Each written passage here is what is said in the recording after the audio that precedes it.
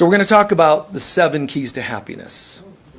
Now, the first thing I have to clarify, because I've done a talk before that said there's a difference between joy and happiness. Happiness on a human level, the interpretation is much more about stimulation. Happiness, you get what you want. You're excited. So in one talk you will have heard me say, joy is a spiritual experience. Happiness is a human excitation. Now, yet I'm going to talk about 7 keys to happiness. That's because humans equate the word happiness with joy. So I'm not contradicting. I could just as easily have said 7 keys to joy, but it doesn't sound as correct as a sentence structure. So when I'm talking about happiness today, I am talking about real, thorough, happiness called joy. And on that note, one of the points I'm going to be making is real happiness versus false. So the real happiness is the same as joy. False happiness is more of a human experience. So, people ask me this a lot, and there's 2 primary things they ask. First, how can I become more happy? And other people, how come it doesn't sustain? And it's basically because you're on earth. You're in a place that is too often designed to be a place of separation from God. How could you feel joy all the time? Yogananda confirms this. Why would you expect that if you're not home? You're not home, so don't expect capital H, home kinds of feelings. Why would you be so shocked? And in fact, the very loss of it, the very lack of it on earth, joy, sustained joy, should become kind of a impetus to say, oh, cool, that's a reminder I'm not home. Usually what we go is, just disheveled and destroyed. Had happiness yesterday, it's not there today. And it's like that, man. It's like that all the time. When I'm teaching, it's like entering a space of light and feeling just high. Every time I walk away from this, off the stage, not the minute, but every time, every day that I have a conference, a workshop, a lecture, I'm in such a nice feeling of sustained light. It's fantastic. But every time, it's a temptation, as soon as you step out of that, to have a contrast. Because that's what this world is, duality. So I teach and I'm like buzzing, and then it could be an hour, a day later, and then there's this empty kind of feeling. But the thing is, I understand what it is. I don't equate myself with emptiness. I just go, oh, that's right, because in this moment, I'm not in that same voltage. There's just an energy. So you can have a great meditation and go, my God, I saw God. And 3 days later, you're like, I'm still going through a divorce and it's a bummer. That's this earth. It's not you or me. We're not faulted. You would only be committing a flaw if you actually expected anything otherwise. Our mistake is that we forget to forgive ourselves for recognizing what we've done. We have a world that doesn't look like it's going to sustain it. We can have sustained peace, let's call it, peace and happiness and joy in God. But we're not always in God on earth. We are ultimately, but we don't always feel like it. On earth, you're going to get tickets when you're driving. Most of us don't go, thank you, officer, for being a part of my sustained joy. This earth, you can eat your favorite food and get an upset stomach. This world is too much corrupted by the ego and the evils of consciousness. So we're not wrong for not having to sustain. And I'm glad. I feel sustained a lot. For being on earth, I really feel great a lot. But even that becomes tricky because a lot of people don't feel that high. So it can even become awkward to feel high when other people are not. And even that can tempt us to go, I better back off on my happiness level today. Somebody else is going to get irritated, and somebody else is going to think I'm insane because I smile too much. It's a weird position, but I'm grateful,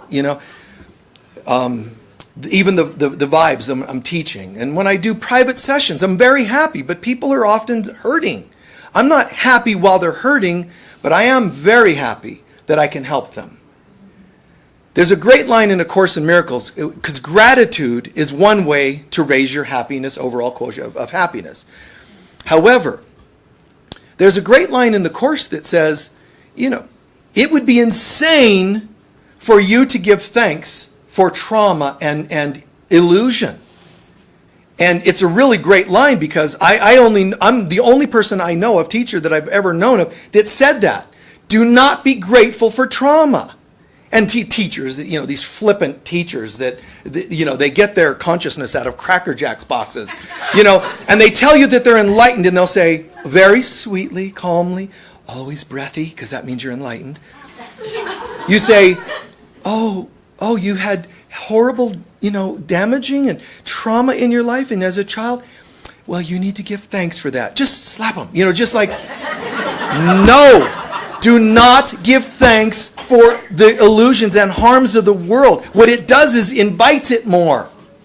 What you give thanks for is your healing. Give thanks for your courage. Give thanks that you learned anything good. Give thanks only for good, because only good is real.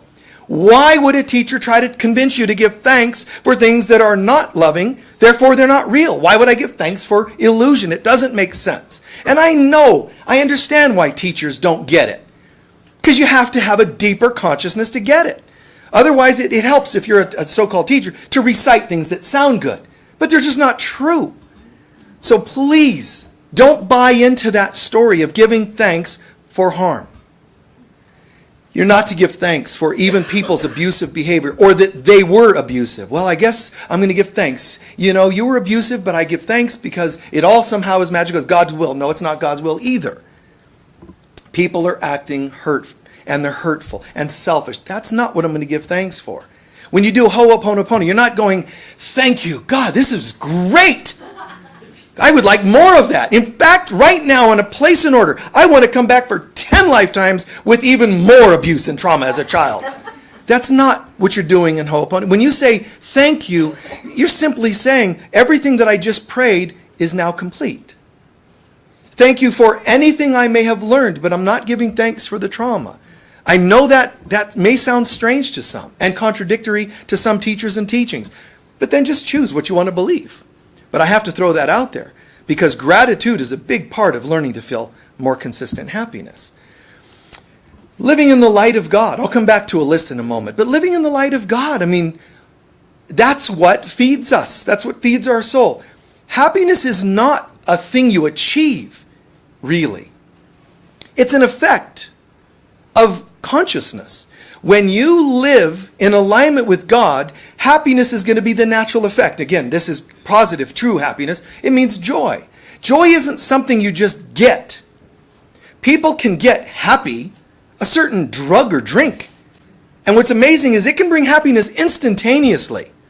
You can have false happiness immediately. And the drag is the real one takes work. That's unfair. Can't we have the other? It's not true, but that's the way it looks on earth. Like the one that's real takes work. It only takes work because we're addicted to having the other one. You've got to say no to it. The ones that are kind of flippant. You got to stop eating things that stimulate a false sense of happiness, drugging, drinking, doing the things, and even the dating people as a form of stimulation. That's all got to go, because it's a false sense of happiness. I feel so much better. I've seen people getting all excited, because they're going on a date. Why weren't you just as happy before you were asked out? Because now something outside of myself is making me feel more beautiful, attractive, and so on. I would sit with that and say, in just a split second, I would just sit and go, oh, I see it. I'm getting excited because someone made me feel attractive. Hold it a moment. There is no one and no thing outside of me that gives me anything. I am already apparently attractive, and this is a sign of that. So I'm giving thanks that I am. Not that they like me, I am. Then date them or don't date them, it won't matter. Because you already got the consciousness. But what's nice about it is if you get the lesson, you're bringing them a new person. They may not like the date because you showed up awake. They're like, oh, God, when I asked you out, you seemed needy. This isn't going to work. This isn't going to work.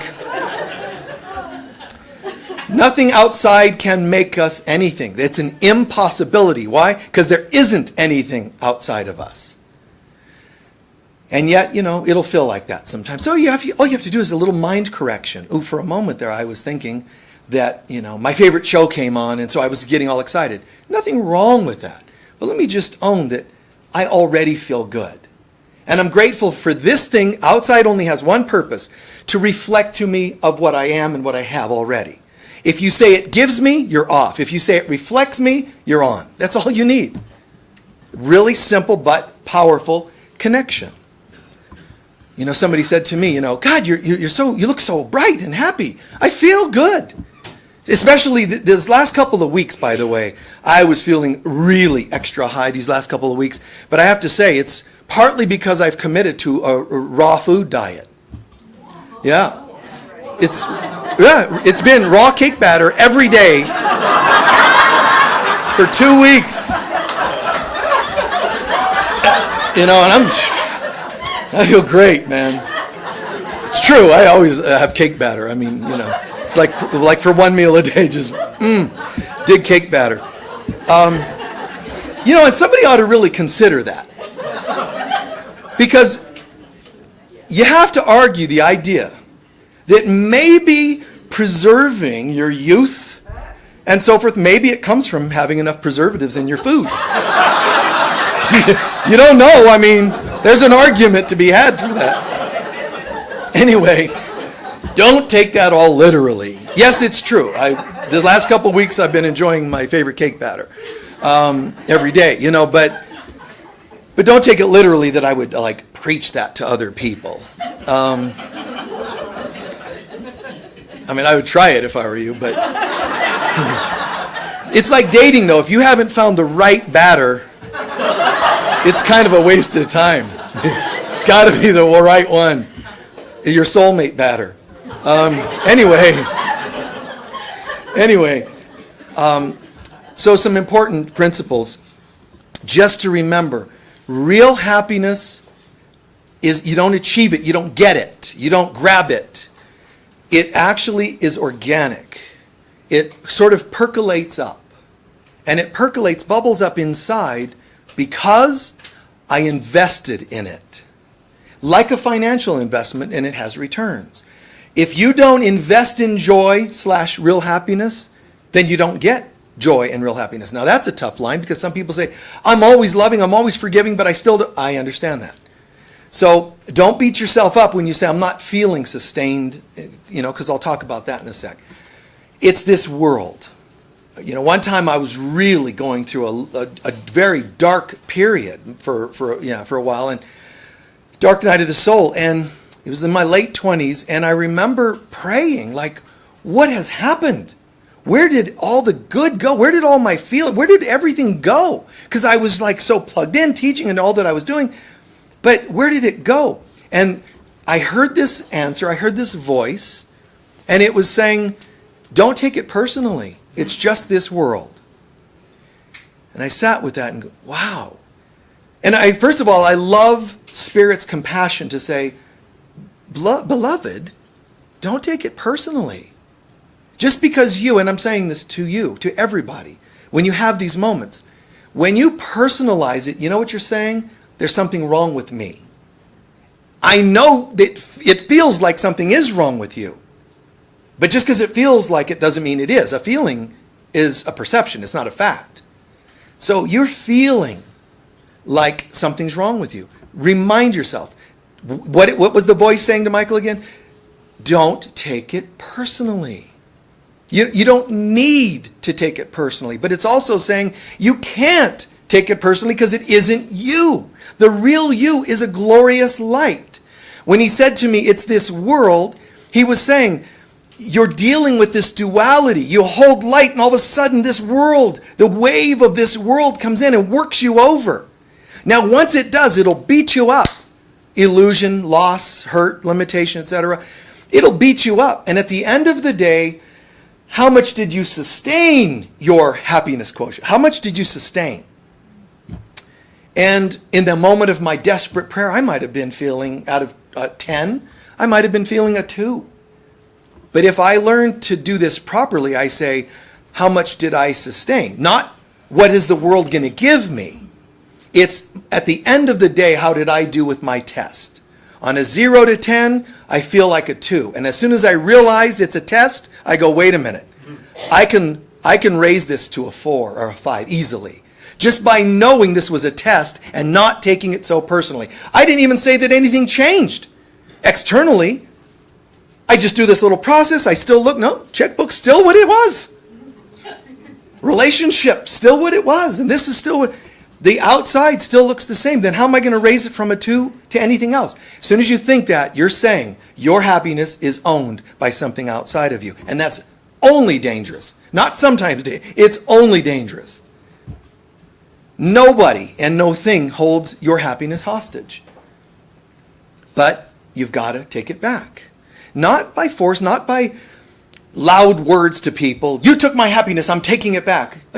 That's still a little bit ego inflammation. What's happening really is, oh my God, I get it. I was allowing something outside of myself to seem like it had power and hold my happiness level. But nothing's changing. If only the checkbook was better. If only my job came back. If only, that's not actually what brings back our happiness. That'll only bring stimulation like a drug or drink or whatever. It's just addiction. So we've all got to come to this place and say, wait a minute. Real happiness would likely be more sustainable. Not maybe 24/7 forever, but longer lasting, more durable. And it's a feeling, not a stimulus. True happiness is like a joy that percolates up inside. False happiness is something that came from the outside. False happiness is often basically something that I'm getting what I want. And that makes me feel happy. And again, this world, man, it'll keep deceiving, making you think you need things you don't need, and then not giving them to you. Hey person, here's what you really need. Oh, that sounds really reasonable. Let me have that. Nope. Oh, now I'm deflated. Yes, you are. And you know what you need for that deflation? Something else. A drug that won't work. And something else that won't work. And if only you could find your soulmate. And if only. And you end up with another cellmate. And you end up with, anything but real. Anything but sustainable. Anything but love. Just stuff. Every drug's going to wear off. Every one of these things. Paul McCartney's quote way back in the Beatles, we tried LSD days. He said, yeah, I did try it. And it was extraordinary for experiencing what seems to be an altered state, like expanding your mind. Okay, well, that's a fairly, kind of almost an endorsement, because he said it kind of expands the mind. He said, but it's like taking an aspirin when you don't have a headache. And that's very powerful. Because he didn't just say don't do it. He said you don't have a headache. Meaning you don't need it to expand your mind. But you also don't need a partner to feel love. To feel lovable. If you can't feel lovable at all, you're only going to pretend to feel lovable when someone seems to like you. And clearly that's an ego stroke. You're lovable. Really? People rush into affairs as long as someone makes them feel better than the last person. Every movie made, my husband, my partner, they ignore me. They don't tell me they love me anymore. They never buy me flowers. Oh, well, I'll buy you flowers. Of course you will. Because there's something you want. Stay out of my garden. You're not, this is not a space for you. I need to understand my lovability. I need to understand my value. When I've got that, I'm going to likely attract people of that higher, caliber. So the first thing, if we're talking about, let's say, 7 keys to joy, I could give you 20.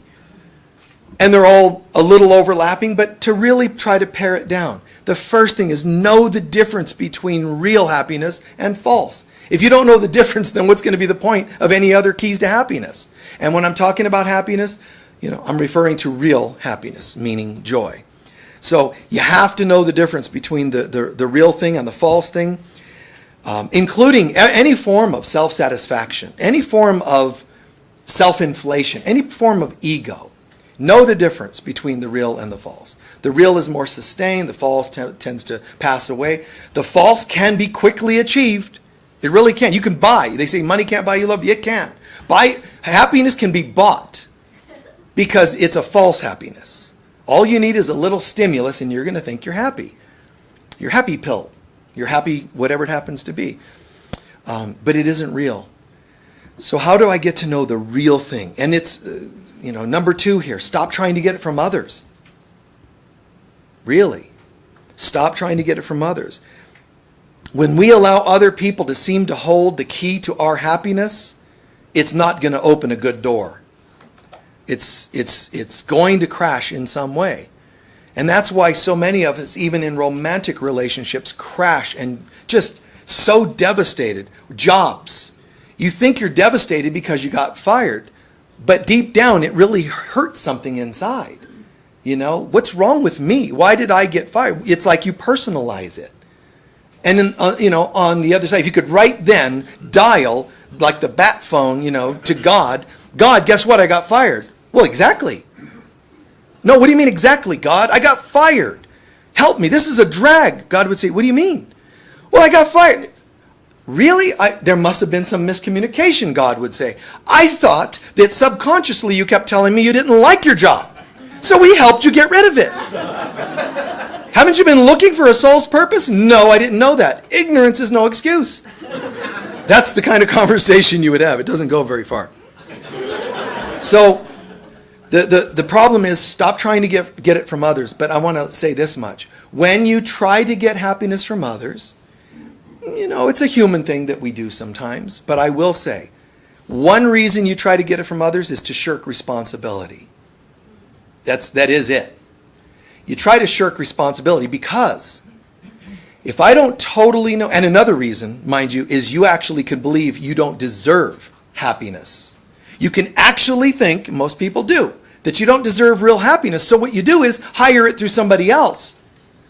But the other item I was saying as to why we would go the direction of giving other people this seeming power is shirking responsibility. And the way that manifests is kind of like, well, I'm not entirely sure that this is going to work if I do such and such to become happier. So if I make it look like it was up to someone else and it doesn't work, I can blame them.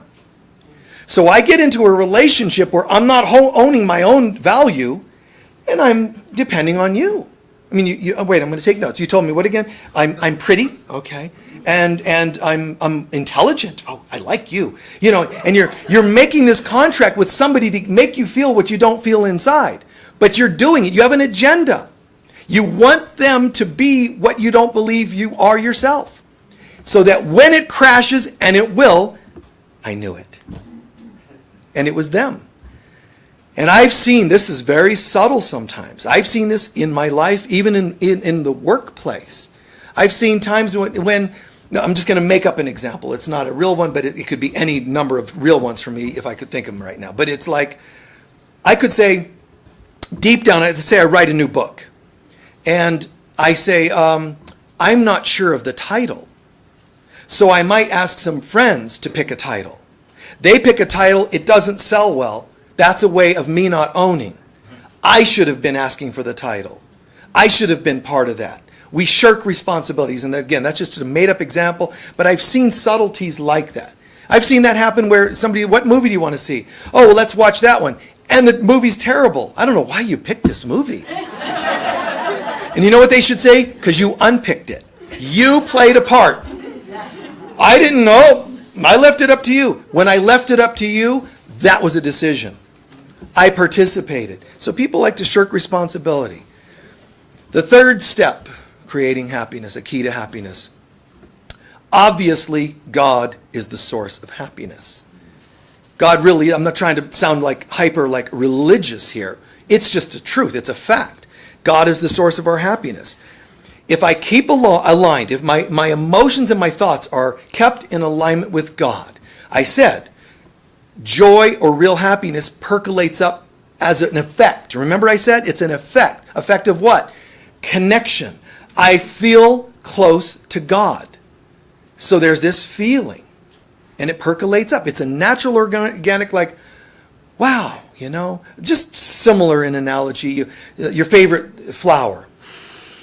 Oh, there's that response. The flower, it's the perfume, the scent of the flower. There's a response. You look at a rainbow. Whoa, there's an effect because you're seeing something beautiful. But it's God, so it's far more effective. It's how many times more than a rose, a sunset or whatever, a rainbow? You can't say a trillion because it's immeasurable. But when we choose to live in conjunction, congruence with God's peace, the light of God, the presence of God, it's true, this thing happens. And it is a peace that surpasses, a happiness that surpasses understanding. Because technically, I should be miserable right now. I just filed for divorce. I just lost my job, and yet I prayed. I felt upset, but I prayed, and I'm feeling somehow okay. And it's funny because this world will tell you something's wrong with you if you're not worrying enough, if you're not upset, stressed, or whatever enough. Because it is that way, and it wants you to be part of that game. When we center in God and live in the light, something just takes over. And it's just this amazing, it's a presence that is kind of expansive. And the next point, it's kind of like the word karma. You take responsibility. If you want happiness, the fourth key, take responsibility, meaning you reap what you sow. If you want more happiness, that you want to sow more happiness, reap it. Put it into the life. Well, I did. I got new friends, and they're still not giving me happiness. That's not what I mean, because you're talking about outside. Reap in consciousness. Plant the seeds of joy. Connection from God, but there's some other things which I'll name in a second. But try to remember that happiness is karmic, meaning it's an effect. Did you create you have to have a cause for it. So let's go item 5, just expounding on 4 now. If you want more happiness, plant the happiness, yes, reap, sow, and all that, but are you living a life that would bring an effect of happiness? For example, do you develop soulmate relationships? Are you living your soul's purpose? Anything I do to live out of alignment is going to actually exhaust my happiness level. So there's, living your soul's purpose, being in touch with your soul's purpose actually does bring more often happiness. I mean, that's how it feels for me. For me personally, if someone put a microphone to me and said, tell us quickly, spontaneously, how come you're often very happy? Some of the first answers would be, well, first of all, I'm living in congruence with my soul's purpose, as opposed to countering it. That helps. I also feel like I live a life of forgiveness. That helps. I also, again, reap what you sow. I plant seeds of good karma. I'm a helpful person. I try to be helpful and loving and so on. So all of those things must play a part. They must. I know that. Because I don't sit around doing happiness mantras and meditations every day. I really don't. Because it's organic. If I don't plant those seeds, it won't come up as often. That's why I used the word, a minute ago, responsibility. So happiness has to have a cause. You got to step in and, do the soul's purpose and develop soulmate kinds of relationships. And the next item, live authentically, but also live in balance. So my lifestyle, my being any of us, my lifestyle will add to the sowing, reaping and sowing, or it'll take away from. So how is your lifestyle? If I'm living incongruent, if I'm living out of alignment, how would I expect to be happy? Now, I don't mean a life of alignment always getting what you want. I'm not talking about external, but I am talking about, am I living authentically? As much as possible, here I am. No facades, no games, as best as possible, communication. I think some people overly communicate because they take it to a fault, to another degree, another level, but, another swinging the pendulum the other way. But are you somewhat authentic? See, if I live incongruent, if I'm gay and I'm trying to live straight, that's an incongruence. I'm not judging either one. All I know is I'm not being true to myself. I can't be truly happy, Because who's the I that's going to be happy? Well, me. Which me? The straight one that isn't straight? It's exhausting. All of our misalignments. When you hear, an author that says, be impeccable with your word, it doesn't just mean this thing, your words, and people make a religion out of being impeccable with their words. No, man. Impeccable meaning inside out. When I say I'm this, I'm this. When I say I'm that, I'm that. I'm gay, I'm straight. And I'm not saying you have to get caught up in labels even. But the point is, you can even say that. I'm actually both. I'm this, I'm that, because I'm open. It's okay to even not have a little constricted label, but then at least know that that's the truth for you. But who are you? Are you overly creating a facade, whether it's cosmetically or whether it's behaviorally or, any kind of little games you play? Who are you really? If you struggle with sadness, I don't think you need to obsess on the sadness, but I think it's okay to say sometimes I get sad. It's okay.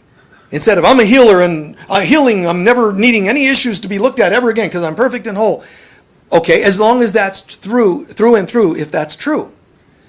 But there's nothing wrong with you being so transparent that you can say, it's a funny thing. I use this healing technique that I developed. Because if you say I developed a healing technique that works once in a while, how well is that going to go over? Oh, great. You should call it occasional healing technique. People aren't going to pay for that. So you have to, in this world, when you're a healer, a teacher, whatever, you sort of have to live to certain airs, But I think it's fine to say, I do have a healing technique. It is amazing. It works just amazing miracles. And it's a funny thing because sometimes I'm still sad. I practice forgiveness. I wrote a book on forgiveness. I wear shirts that say I'm a forgiver and whatever. Great. But you know what's funny about that is sometimes I still get triggered. See, I like that teacher. Because you're going to tell me you sometimes get triggered. You're going to tell me what you do about it, how it pulls you back to center. I want that. Tell me you never have any of that happen.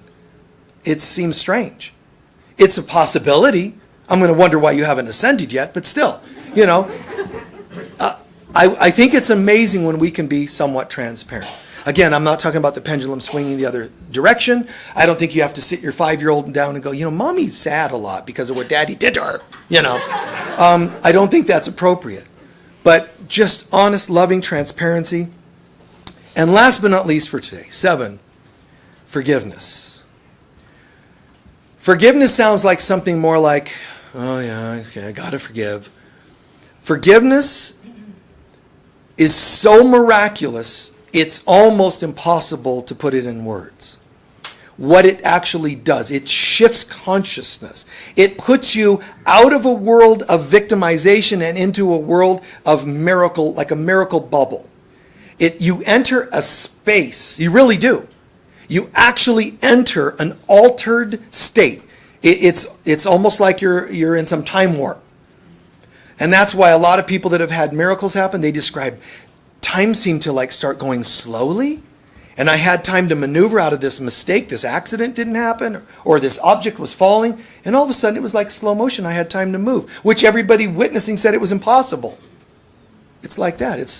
How did that happen? Lots of that. People scratching their head. The people, the logical people, the three-dimensional people going, that's impossible. It isn't impossible because in the miracle consciousness, you're in the world of doing the impossible. The whole point. Because it's outside of this linear world of what's possible. You're into the realm of supernatural. Anything can happen. I'm in a time warp. I can go back, theoretically, you could go back and change the past as well as the future. Because you're in a state of consciousness changing, and it's consciousness that creates that world.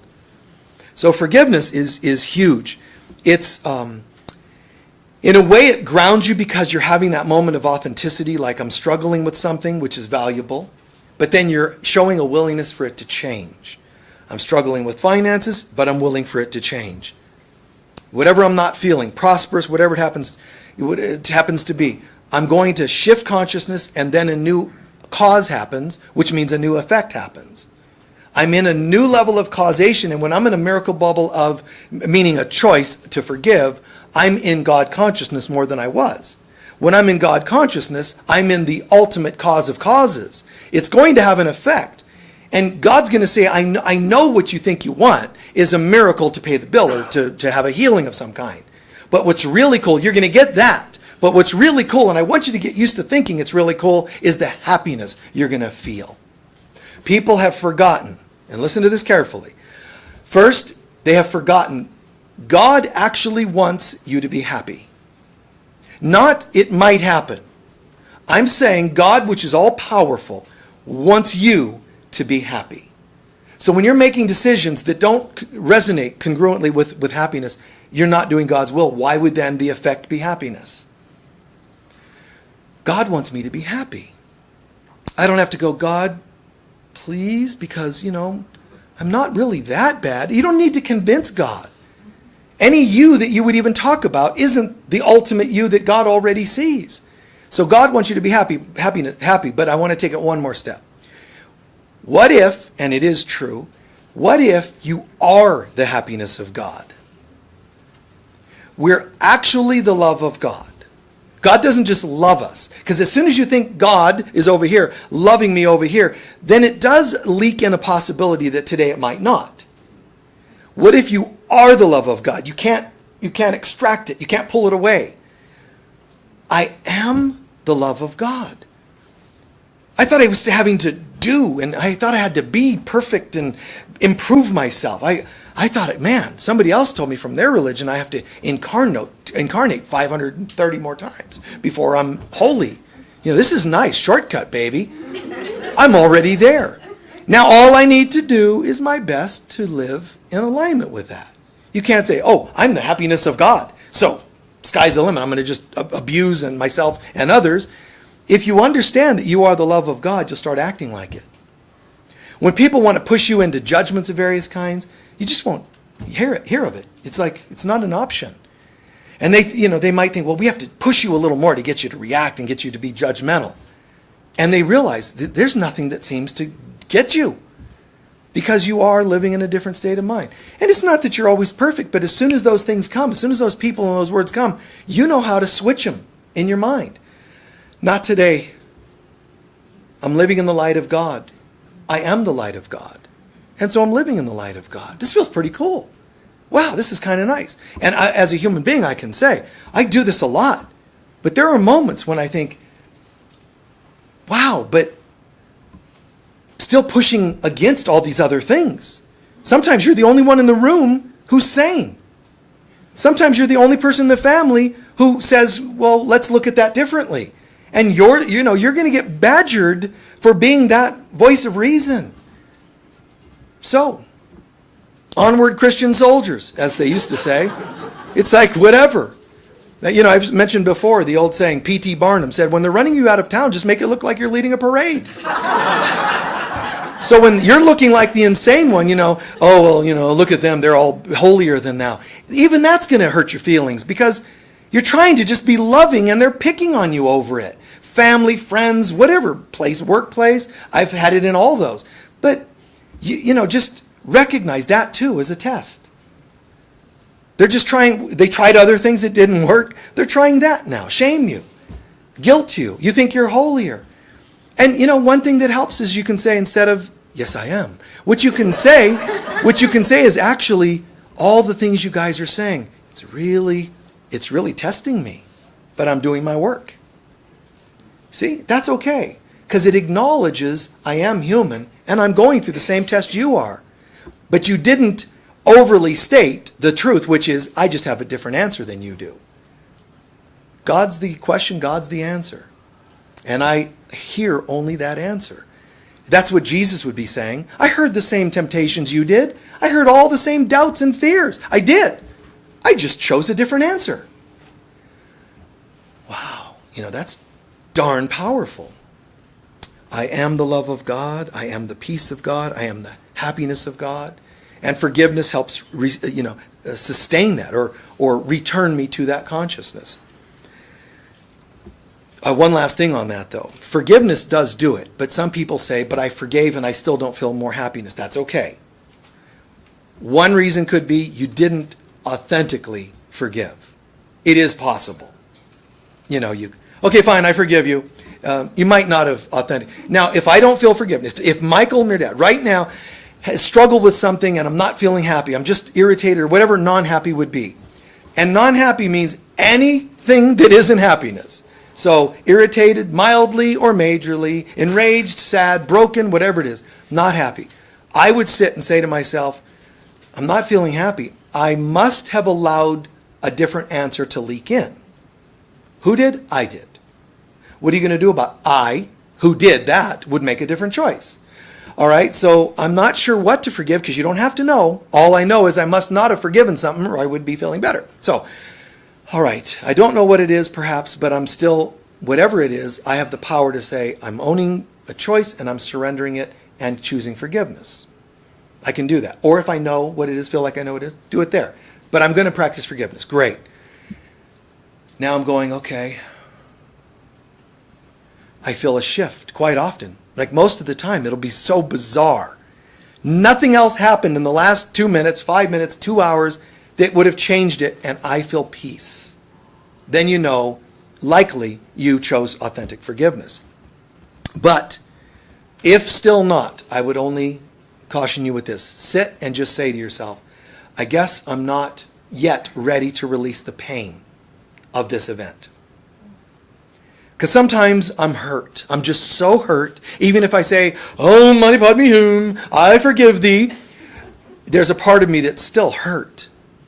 And what would I do with that? Shame myself? That's not what I would do to a 5-year-old. Therefore, it's not what I should do to myself. I would say, wow, that probably then hurt a lot more than you thought it did. Apparently, yeah. All right, let's take some time then. Maybe we'll work with someone else to do a support prayer. Oh, that would be nice. Or maybe we just need to sit in a bubble bath and kind of relax and shift the energy of the moment. Maybe we need to cry. Maybe we need to, whatever it is, just allow a non-judgmental approach to the fact that I'm still feeling some pain. When I get that, the chances are just seeing that I might have been holding pain already starts shifting my consciousness. I don't know if you've had that, but you probably have without knowing it. Yesterday. Yesterday. As soon as I own it, it starts shifting. But even if I didn't, feel a shift, what's nice is I remind myself, this too shall pass, and that is coming. How could it not come if it's who I am? So when I'm done identifying with a different self called pain, the other self will come through. And I'm just owning that I played a part in that. And I'm not being harsh on myself about it. That's how to deal with it. So, in closing, if you didn't hear any of those 7, and if you didn't hear the rest of the talk, and you only get this will sustain you hugely. Learn to ask yourself one or a couple of simple questions. When you want to know, I want to be more happy, or I'm not feeling happy, so how do I become happy? Whatever it is, ask yourself some simple questions. One of them is, what do I want to come from this?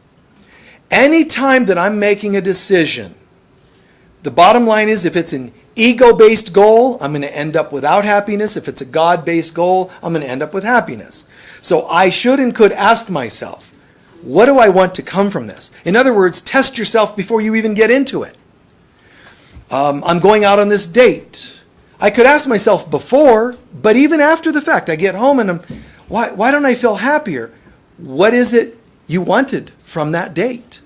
Because I'm saying, if you don't feel happiness, it means you were relying either on someone keeping you from happiness, or you were thinking they were going to give you happiness. Either one is a sabotage. A Course in Miracles says, do you want to be right or do you want to be happy? And a lot of linear Course students think it means, do you want to be right in every argument or happy? You have to give up the right to be, right and be happy. And that's actually true. But it's bigger than that. Do I want to be right or do I want to be happy means also, do you want to be right that your agenda in any decision you make in your life is the right agenda? And you'll know it's not if you're not happy. That's all you have to know. No, I think I'll take happiness for 20, Alec. Let's try something else. Let's not choose false happiness. So, what do I want to come from this? Do I want to be right? Do I want to be happy? You can also ask, when I say, what do I have kind of behind this? What do I want to come from this? You can also ask yourself, I have a goal here. I want happiness. Then ask myself, is there any ego-based satisfaction going on here? If it is, it's the false sense of happiness. I'm having an argument with somebody and I want it to resolve a certain way. I'd be so happy if you'd finally get it. We think, and that's an example, do you want to be right or do you want to be happy? Not just right in the argument, the right one, who was most correct. It means, do you want to be right in thinking that being the winner of an argument is going to bring you happiness? Because it's not going to do it. Or do you want to be happy? Learn to ask questions that should answer with yes to happiness. That's all. What do I want to come from this situation? Happiness. True happiness. An argument, you're even a mediator for two people. People say to me, how do you take an argument that was going on for hours, weeks, months, years, and resolve it in minutes? Because I do. Because I can ask not, let's fix, and right and wrong. I just simply, in intention, where's the happiness? This person needs to be heard. I know that. But I learned that because I said, where's the happiness? And they believe right now, for now, it's being heard. It's deeper than that. But that's what they think for now. So I'll navigate a conversation that sometimes will give them breadcrumbs as long as we keep going further to the goal. I'm not going to give breadcrumbs and say, well, that's it. That'll be $100 or whatever. I can't. I can't give breadcrumbs when I know that there's more waiting. So breadcrumbs, as long as they're willing to take those, like the little birdies, and let's go, come on, this is the direction we want to go. That's unsafe. Here's some crumbs, come out this way. And that's the goal. Happiness. What do I want to come from this? A conversation that seems like it has no ending. That's why Jesus says, when people ask for your coat, give them your shirt as well. He says in A Course in Miracles, he reiterates, what I meant was, when people are invested and they want to get something from you, show them it doesn't matter. You're not invested. We did a talk a couple weeks ago, the difference between attachment, detachment, and non-attachment. Show them it doesn't matter. Show them that you get it. And it doesn't mean give them something that would harm you. Somebody says, I really need a car. Oh, that must be guidance. Oh, I guess here's my keys. It doesn't mean now you're walking home.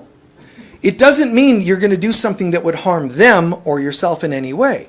But you do learn to say, attachments, they don't matter. So if someone says, I want you to apologize first. Okay. Humans don't do that. No, you first. No, you first. What are you, 5? My God's greater than your God. It's kind of silly. Instead, if I'm not attached, what do I want to come from this? Happiness. And I'm not attached to how that's going to happen. Well, then you apologize first. Oh, no problem. I'm really sorry about that. In fact, I'm sorry that happened. And it wasn't my intention. I'm really sorry that we had, I can do it 5 times. Because there's not an attachment to it. And not only is there not an attachment, I love you. And you're a part of me.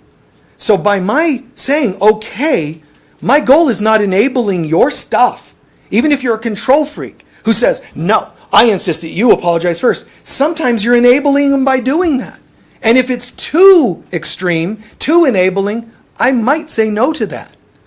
Only if I know it's the greatest good to not enable them. But most of the time, I would say yes, no problem. Because most of the time, the ego doesn't know what to do with reasonable people. It's just like, wait, what? What do you mean? And then it'll go into their head and make them go, you must be up to something. It's going to corrupt even reasonable answers. It's going to try to corrupt it. And, they can feel a shift in you.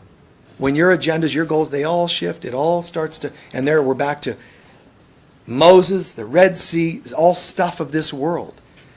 So this is congruent with our other previous talks. Attachment, detachment, non-attachment. It's connected to so many other talks. Prayer talks about forgiveness and talks about joy versus happiness. What we're looking for is joy, but it's not something you find. It's something you plant seeds of. If I start living the God life, live congruently, balanced and in congruence with love, it's a natural effect. It just kind of, starts happening. I start feeling it kind of percolates up.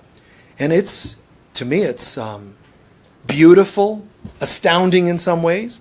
And sometimes I do sit and think, wow, for no reason whatsoever, and especially moments when there was a struggle, a little prayer, forgiveness, ho'oponopono prayer, and whatever else, it's all of a sudden, like for no known reason outside, there's a shift. And that's why they're called miracles, because they seem so supernatural, and they are.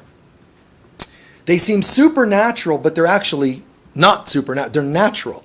But people who live in the seeming nature of life, ego, and limitation, think of these things as supernatural.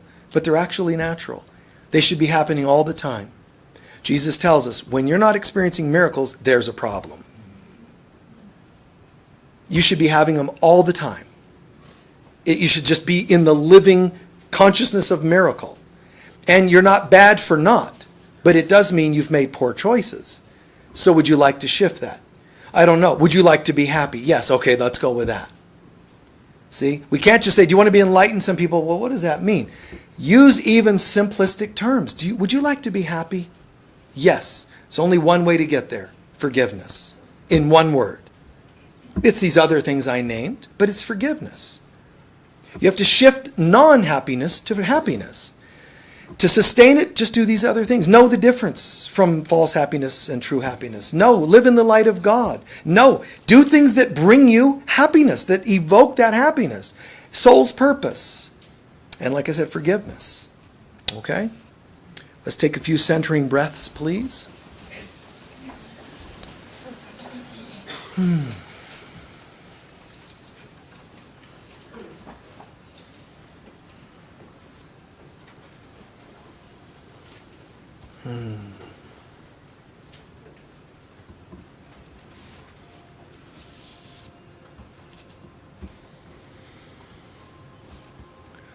Just a quieting, a drawing into your center.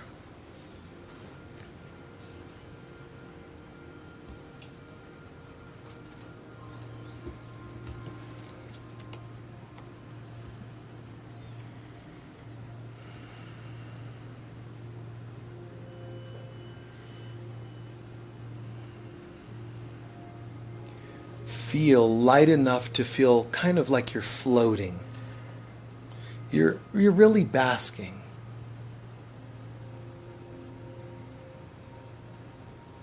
You're in this nice wave of peace, neutral in a sense. A healthy neutrality, centered, quiet.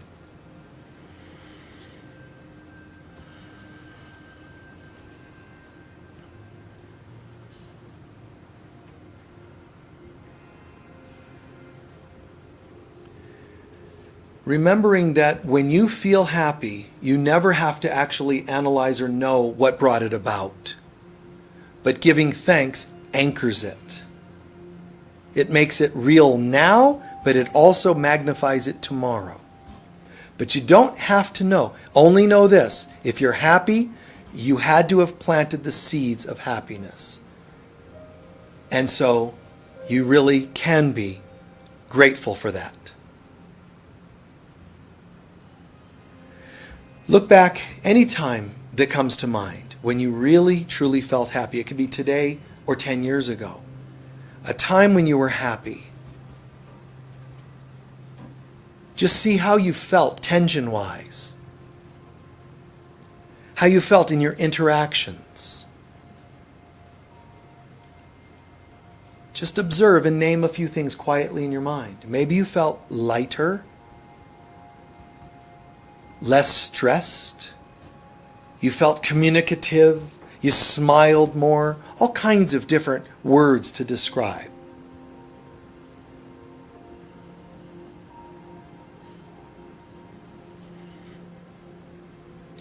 And whether you have cognitive memory or not as to what brought it about is not important, but it is important to own that it was righteous, that you felt this way. Somehow you did right. But it's a good chance that at that time in your life, you might have been doing some of the items on the list of 7.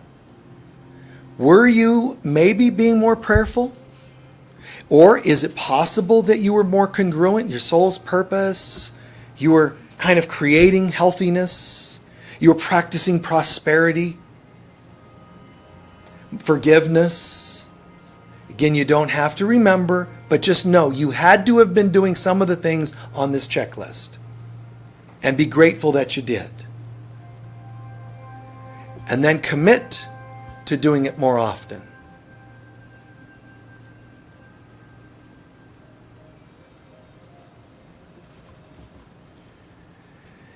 And then reflect to any time that comes to mind, hopefully recently, where you felt unhappy. In any form. Stressed, scared, sad, even just financial lack, not happy. Reflect on any time in your life, a lack of happiness. It could be isolated to a relationship or a job or to all of the things in your life. Whatever it is, let it be. Unhappy. And then let's ask ourselves, whatever the topic was, is there a possibility that I had an external agenda related to that thing that didn't get met? Just try it.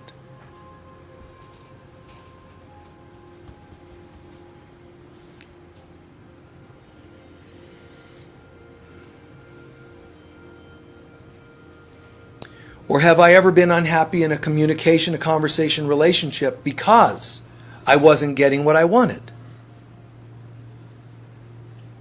A job because I didn't get what I wanted.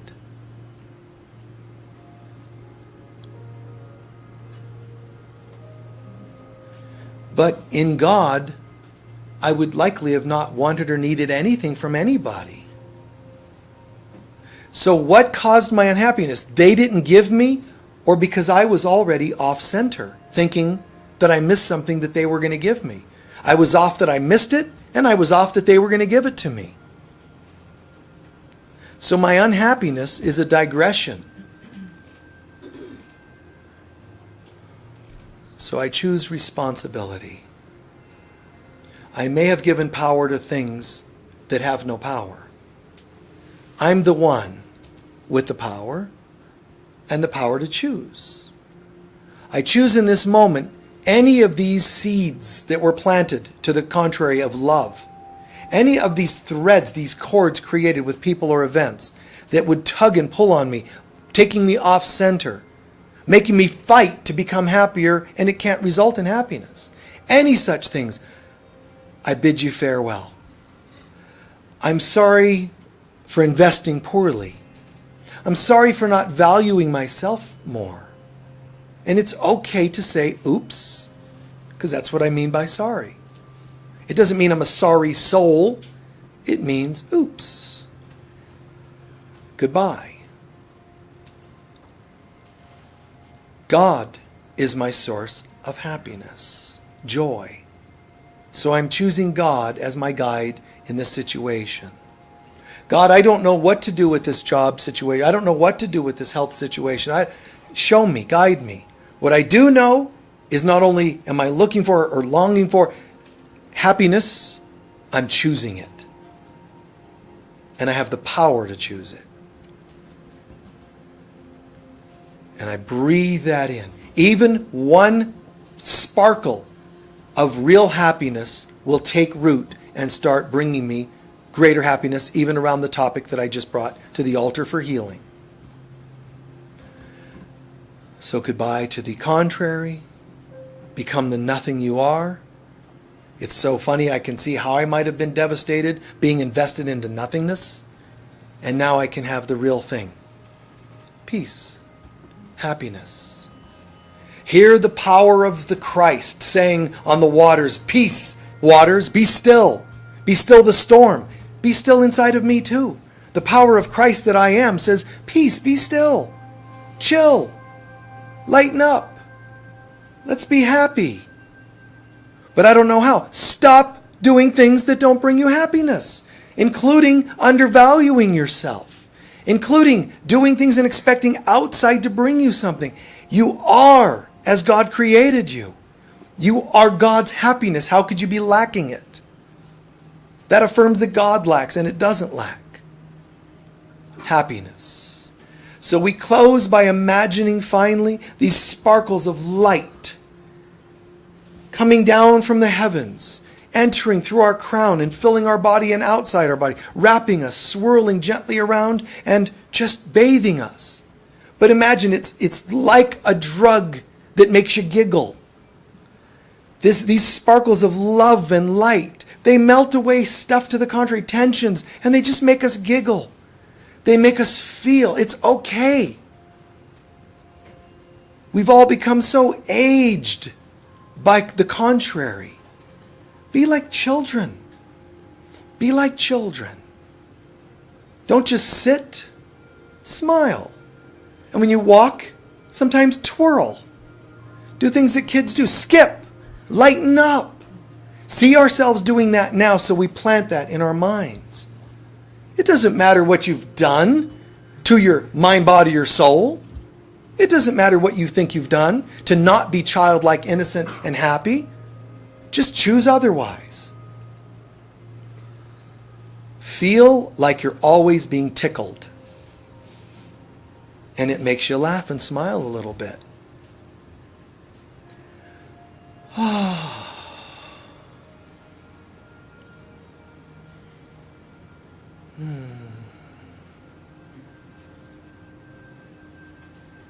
Every particle of the universe tickles my fancy. And it feels good to be me again. And so it is. Good. All right. So just stretch out a little bit, kind of take a moment to integrate.